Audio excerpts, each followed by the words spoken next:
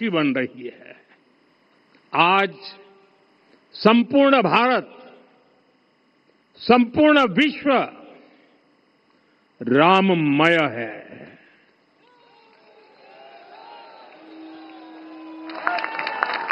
हर राम भक्त के हृदय में अद्वितीय संतोष है, असीम कृतज्ञता है, अपार अलौकिक आनंद है।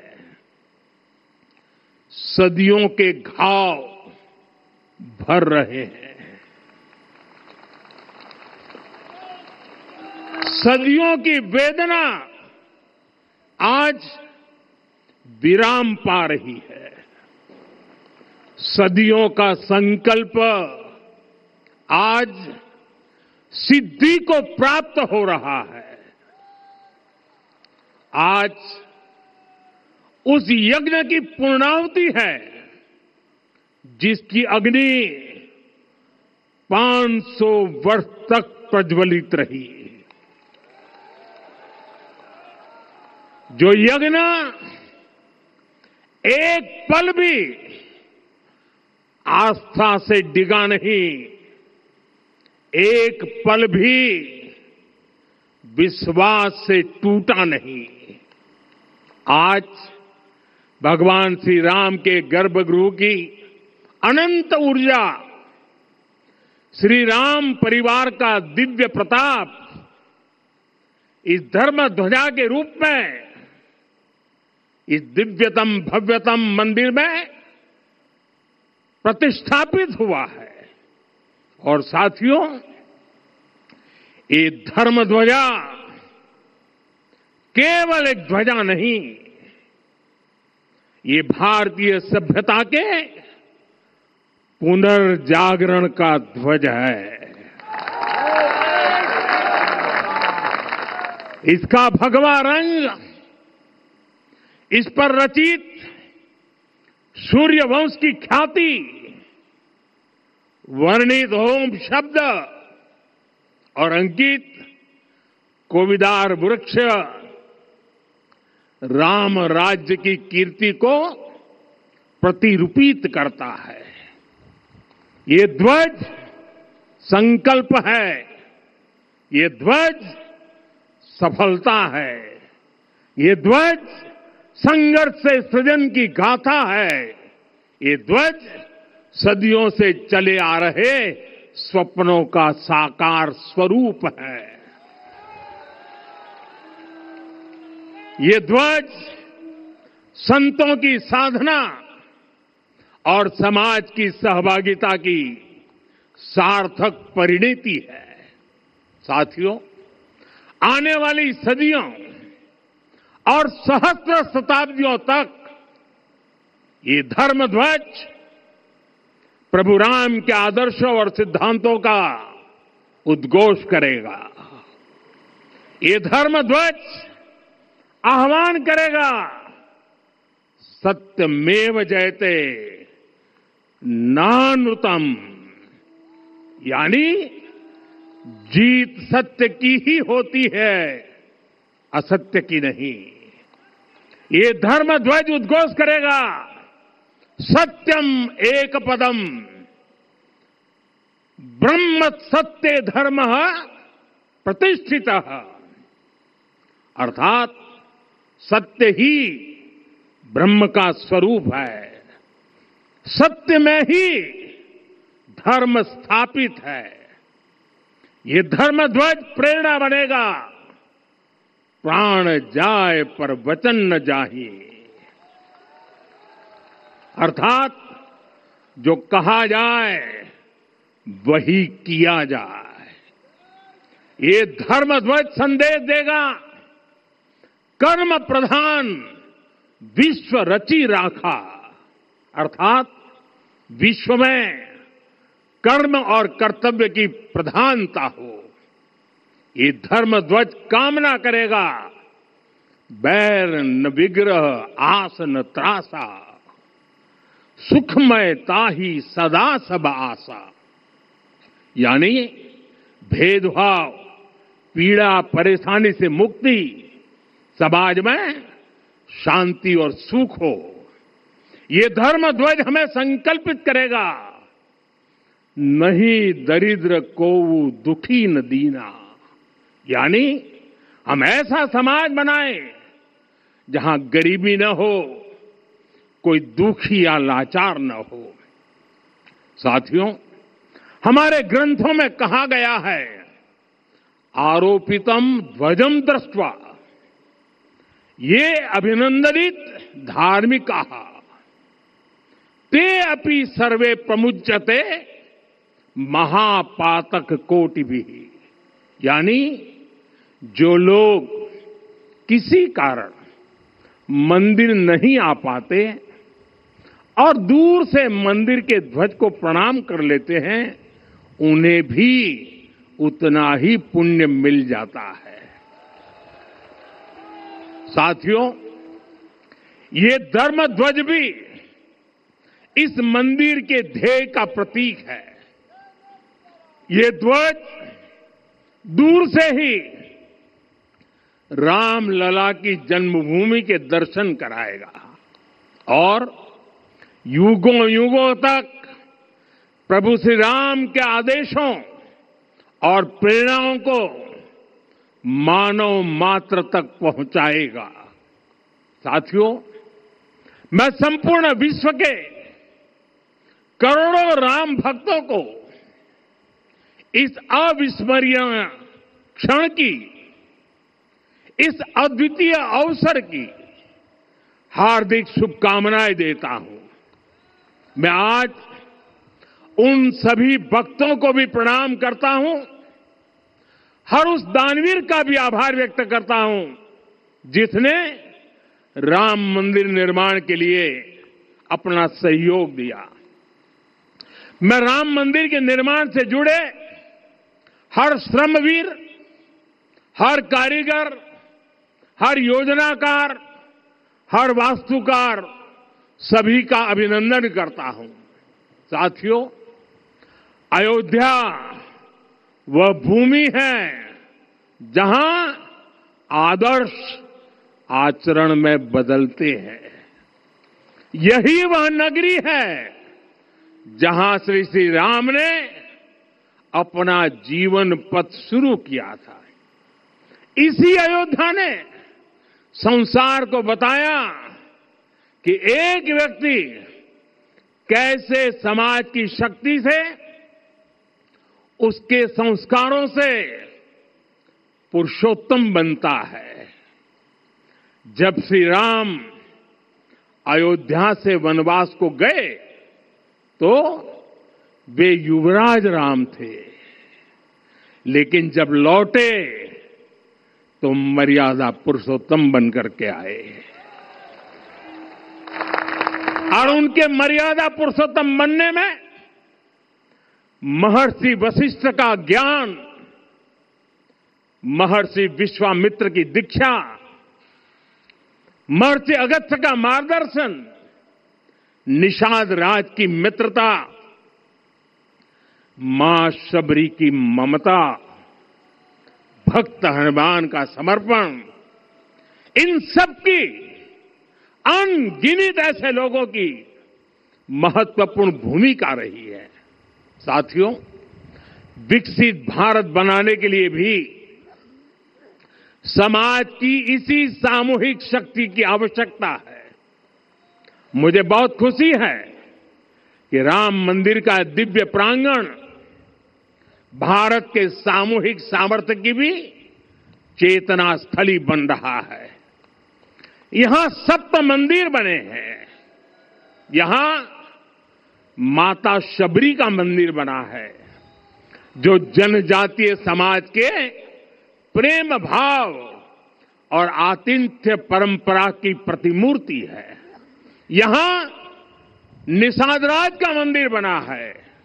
ये उस मित्रता का साक्षी है जो साधन नहीं, साध्य को, उसकी भावना को पूजती है। यहां एक ही स्थान पर माता अहिल्या है, महर्षि वाल्मीकि है, महर्षि वशिष्ठ है, महर्षि विश्वामित्र है, महर्षि अगस्त्य है और संत तुलसीदास है। रामलला के साथ साथ इन सभी ऋषियों के दर्शन भी यहीं पर होते हैं। यहां जटायु जी और गिलहरी की मूर्तियां भी है, जो बड़े संकल्पों की सिद्धि के लिए हर छोटे से छोटे प्रयास के महत्व को दिखाती है। मैं आज हर देशवासी से कहूंगा कि वो जब भी राम मंदिर आए तो सप्त मंदिर के दर्शन भी अवश्य करें। ये मंदिर हमारी आस्था के साथ साथ मित्रता, कर्तव्य और सामाजिक सद्भाव के मूल्यों को भी शक्ति देते हैं। साथियों, हम सब जानते हैं हमारे राम भेद से नहीं भाव से जुड़ते हैं। उनके लिए व्यक्ति का कुल नहीं, उसकी भक्ति महत्वपूर्ण है। उन्हें वंश नहीं, मूल्य प्रिय है। उन्हें शक्ति नहीं, सहयोग महान लगता है। आज हम भी उसी भावना से आगे बढ़ रहे हैं। पिछले 11 वर्षों में महिला, दलित, पिछड़े, अति पिछड़े, आदिवासी, युवा, हर वर्ग को विकास के केंद्र में रखा गया है। जब देश का हर व्यक्ति, हर वर्ग, हर क्षेत्र सशक्त होगा, तब संकल्प की सिद्धि में सबका प्रयास लगेगा। और सबके प्रयास से ही 2047 जब देश आजादी के 100 साल मनाएगा, हमें 2047 तक विकसित भारत का निर्माण करना ही होगा। साथियों, रामलला की प्राण प्रतिष्ठा के ऐतिहासिक अवसर पर मैंने राम से राष्ट्र के संकल्प की चर्चा की थी। मैंने कहा था कि हमें आने वाले 1000 वर्षों के लिए भारत की नींव मजबूत करनी है।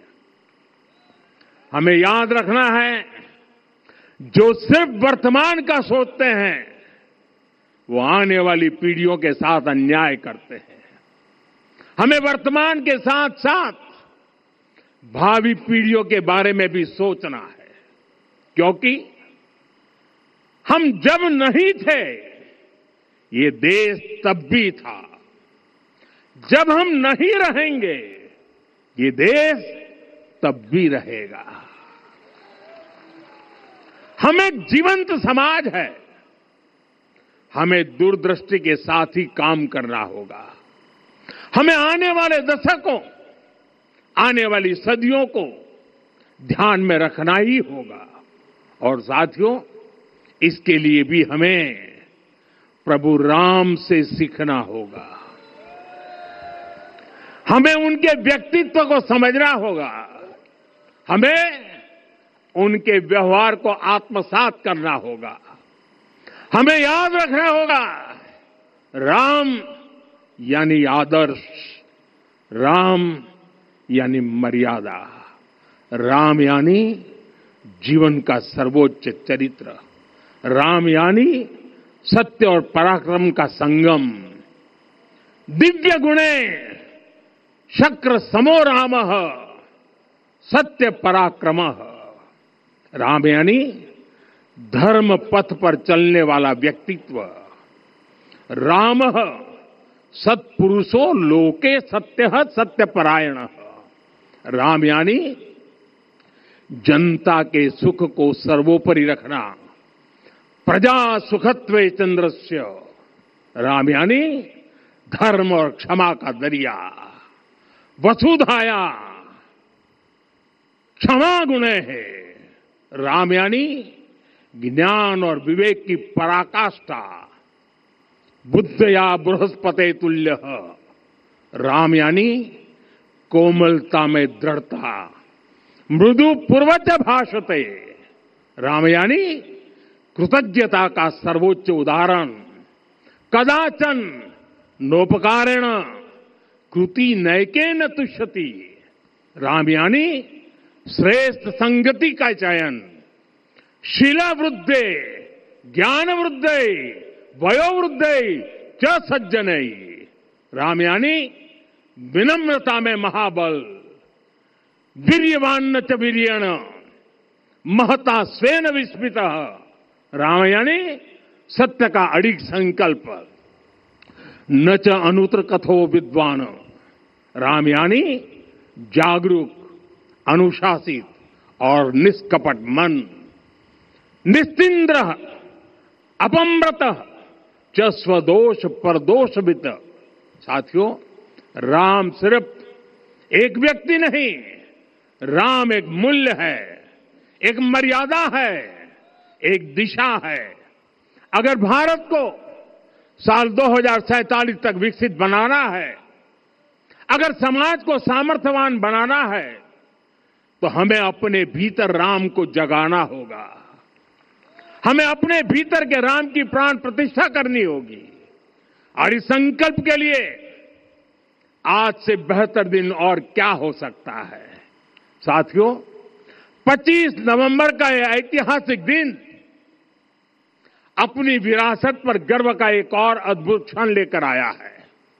इसकी वजह है धर्म ध्वजा पर अंकित कोविदार वृक्ष। ये कोविदार वृक्ष इस बात का उदाहरण है कि जब हम अपनी जड़ों से कट जाते हैं तो हमारा वैभव इतिहास के पन्नों में दब जाता है। साथियों, जब भरत अपनी सेना के साथ चित्रकूट पहुंचे तो लक्ष्मण ने दूर से ही अयोध्या की सेना को पहचान लिया। ये कैसे हुआ, इसका वर्णन वाल्मीकि जी ने किया है। और वाल्मीकि जी ने क्या वर्णन किया है? उन्होंने कहा है, विराजित उद्गत स्कंधम कोविदार ध्वजः रथे। लक्ष्मण कहते हैं, राम, सामने जो तेजस्वी प्रकाश में विशाल वृक्ष जैसा ध्वज दिखाई दे रहा है, वही अयोध्या की सेना का ध्वज है। उस पर कोविदार का शुभ चिन्ह अंकित है। साथियों, आज जब राम मंदिर के प्रांगण में कोविदार फिर से प्रतिष्ठित हो रहा है, यह केवल एक वृक्ष की वापसी नहीं है, यह हमारी स्मृति की वापसी है, हमारी अस्मिता का पुनर्जागरण है, हमारी स्वाभिमानी सभ्यता का पुनः उद्घोष है। कोविदार वृक्ष हमें याद दिलाता है कि जब हम अपनी पहचान भूलते हैं तो हम स्वयं को खो देते हैं, और जब पहचान लौटती है तो राष्ट्र का आत्मविश्वास भी लौट आता है। और इसलिए मैं कहता हूं, देश को आगे बढ़ना है तो अपनी विरासत पर गर्व करना होगा। साथियों, अपनी विरासत पर गर्व के साथ साथ एक और बात भी महत्वपूर्ण है, और वो है गुलामी की मानसिकता से पूरी तरह मुक्ति। आज से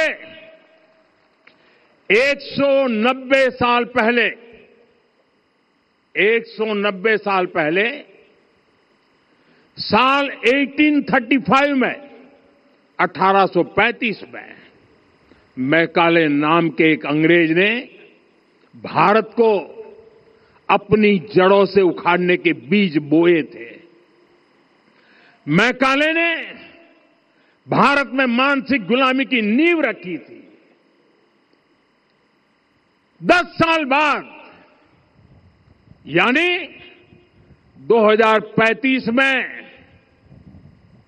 उस अपवित्र घटना को 200 वर्ष पूरे हो रहे हैं।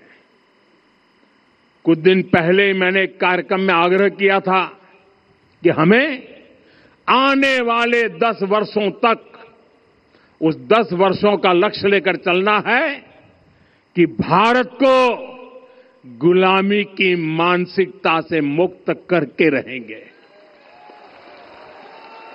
साथियों, सबसे बड़ा दुर्भाग्य यह है कि मैकाले ने जो कुछ सोचा था उसका प्रभाव कहीं व्यापक हुआ। हमें आजादी मिली, लेकिन हीन भावना से मुक्ति नहीं मिली। हमारे यहां एक विकार आ गया कि विदेश की हर चीज, हर व्यवस्था अच्छी है और जो हमारी अपनी चीजें हैं उनमें खोट ही खोट है। साथियों, गुलामी की यही मानसिकता है जिसने लगातार यह स्थापित किया।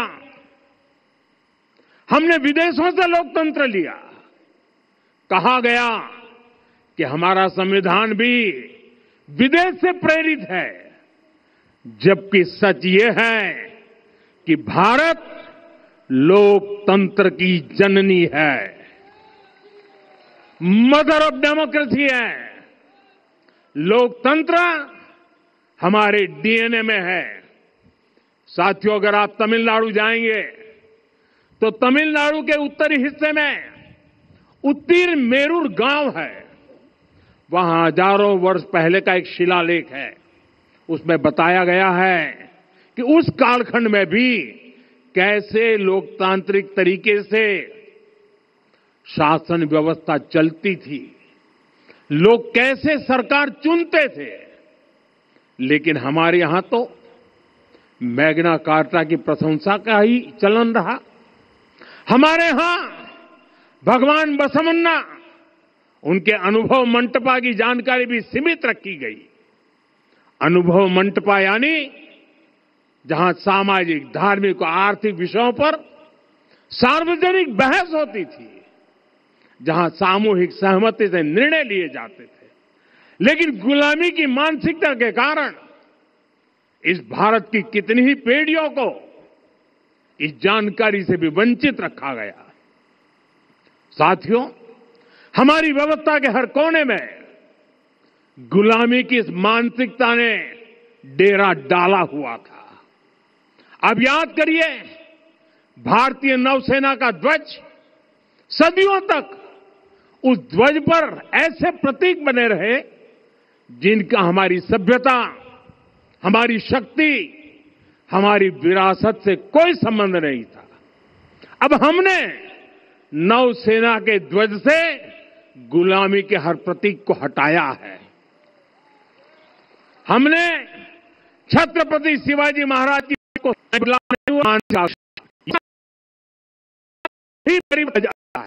ये भारत में हर भारतीय के मन में और भारतवर्ष के हर कण कण में राम है। लेकिन गुलामी की मानसिकता इतनी हावी हो गई कि प्रभु राम को भी काल्पनिक घोषित किया जाने लगा। साथियों, अगर हम ठान लें अगले 10 साल में मानसिक गुलामी से पूरी तरह मुक्ति पा लेंगे, और तब जाकर के ऐसी ज्वाला प्रज्वलित होगी, ऐसा आत्मविश्वास बढ़ेगा कि 2047 तक विकसित भारत का सपना पूरा होने से भारत को कोई रोक नहीं पाएगा। आने वाले 1000 वर्ष के लिए भारत की नींव तभी सशक्त होगी जब मैकाले की गुलामी के प्रोजेक्ट को हम अगले 10 साल में पूरी तरह ध्वस्त करके दिखा देंगे। साथियों, अयोध्या धाम में रामलला का मंदिर परिसर भव्य से भव्यतम हो रहा है और साथ ही अयोध्या को संवारने का काम लगातार जारी है।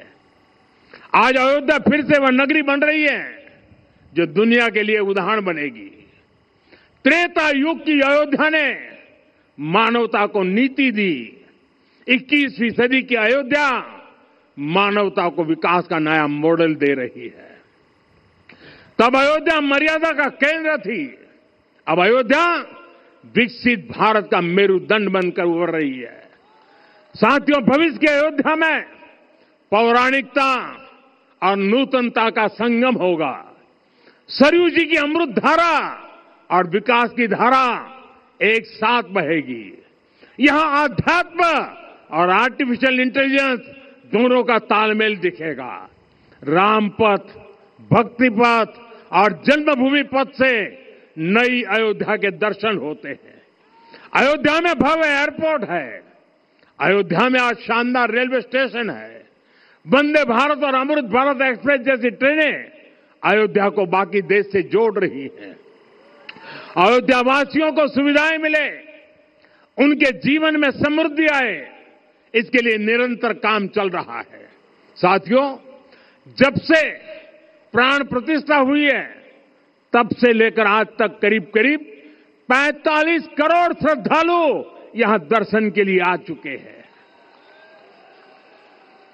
ये वो पवित्र भूमि है जहां 45 करोड़ लोगों के चरण रज पड़े हैं और इससे अयोध्या और आसपास के लोगों की आय में आर्थिक परिवर्तन आया है, वृद्धि हुई है। कभी अयोध्या विकास के पैमानों में बहुत पीछे थी, आज अयोध्या नगरी यूपी के अग्रणी शहरों में से एक बन रही है। साथियों, 21वीं सदी का आने वाला समय बहुत महत्वपूर्ण है। आजादी के बाद के 70 साल में भारत विश्व की 11वीं सबसे बड़ी अर्थव्यवस्था बना। 70 साल में 11वीं, लेकिन पिछले 11 साल में ही भारत विश्व की 5वीं सबसे बड़ी अर्थव्यवस्था बन चुका है। और वो दिन दूर नहीं जब भारत विश्व की 3री सबसे बड़ी अर्थव्यवस्था भी बन जाएगा।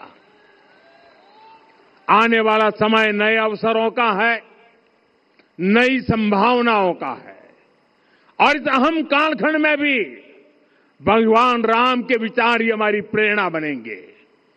जब श्री राम के सामने रावण विजय जैसा विशाल लक्ष्य था, तब उन्होंने कहा था, सौरज धीरज ते ही रथ चाका, सत्यशील दृढ़ ध्वज पताका, बल विवेक दम परहित गोरे, क्षमा कृपा समता रजु जोरे। यानी रावण पर विजय पाने के लिए जो रथ चाहिए, शौर्य और धैर्य उसके पहिए हैं, उसकी ध्वजा सत्य और अच्छे आचरण की है, बल विवेक संयम और परोपकार इस रथ के घोड़े हैं। लगाम के रूप में क्षमा, दया और समता है जो रथ को सही दिशा में रखते हैं।